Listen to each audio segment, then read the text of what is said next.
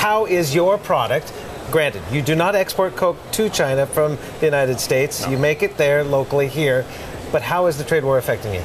Trade war, quite frankly, right now is not affecting us. We're a local company. 99% of all of our ingredients are sourced in. Our product's obviously made in 45 factories in China, so we're pretty much seen as a local product. But you are an American product. We are an American product. Could be boycotted.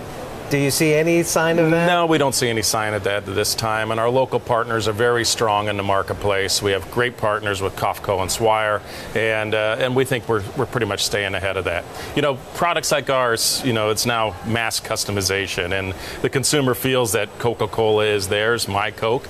So, you know, while it is an international product, we have a real strong local content. Clearly, though, you have government relations. Have you gotten any indication from authorities that your operations could be targeted? No, we have not. In fact, our interactions with the government, they're actually saying, help us resolve this issue. Is there people we can talk to? I think both governments are going to have to do a dance here and find a solution.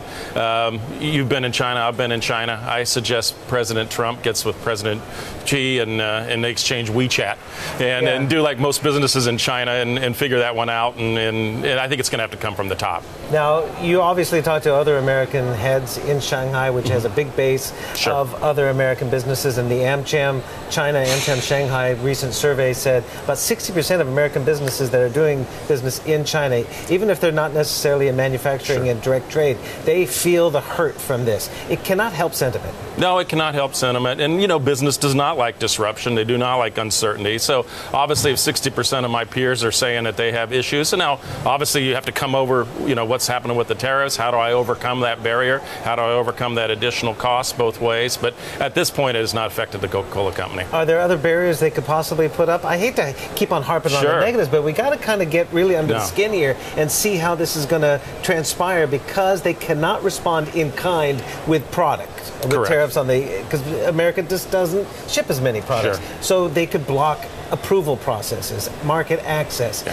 Coca-Cola recently bought Costa Coffee. Is that an issue? That still has to close, so there's still a lot of work to be done on Costa Coffee, but we're very excited about that platform. Sure, there's things they can do. I have not seen it at this point, but you know, it doesn't mean that we don't have contingency plans in place if something like that does happen. But once again, we're pretty much a local brand. We've made a huge commitment to China. We've been there 40 years, so we think we can navigate those waters. So you have about 20 brands in China, 60 plus products. Correct. Does this make you pause at all on, you know, unveiling more products? Not at all. I mean, the potential is so huge for us. Stephen, we've been there 40 years, but we only have 10 share of the total non-alcoholic ready-to-drink market.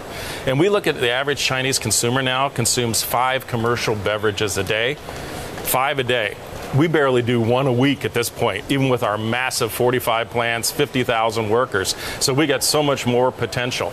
And we're very patient. We're just now trying to get tea right in China. We actually use Taiwan and Hong Kong formulations as kind of a hub to sit there and look at teas. We now launched 2 teas in China. It sounds very perfunctory, but sometimes it's, you know, the Chinese have the world's most advanced palate, as you know. And, you know, so getting that tea right, especially without sugar, is a tremendous accomplishment for us. We talked to Suntory Chairman, our CEO, yesterday, and he talked about the changing taste in Japan, less sodas. Are you seeing that as well? No, we're still seeing very strong growth in sodas. Now, remember, it's still the per capita consumption is still very, very small. And our number 1 brand is Sprite. We've seen huge double digits increase in Sprite. Same with Coke as we personify it and make it more relevant to the Chinese consumer.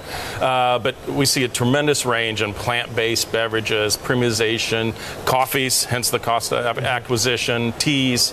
It's going to be a fun ride as Chinese consumers define their taste, and you know, more money in their pocket, more opportunities, and more consumption occasions. But next big thing that you've talked about are the healthier drinks, aren't they? Sure. So it is sort of a move away from that traditional Coke formula. There's still, we think, room for all. We really do, and we see some really good movement on our sparkling beverages, which is our core.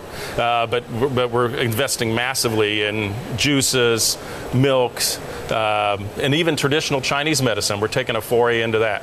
Traditional Chinese medicine, how so? Well, there's all sorts of brands that give health benefits to Chinese consumers, and what massive in customization we can do on that effect. So will you have a product coming to market soon? We'll have some products coming to market. In fact, we actually have it already in Hong Kong, but you'll see more of a customization in that space.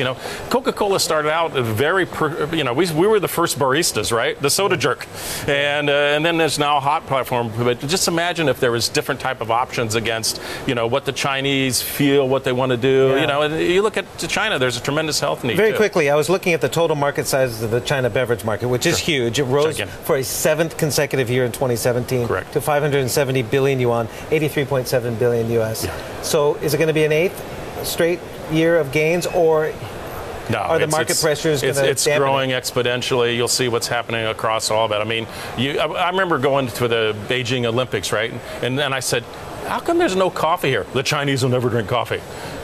Luck in coffee, 1,000 outlets in 1 year or whatever. Coca-Cola, hopefully the whole Costa thing goes through and we can learn from that. Look what Starbucks is doing. So, the Chinese are still exploring, learning, and it's going to be a tremendous, tremendous ride.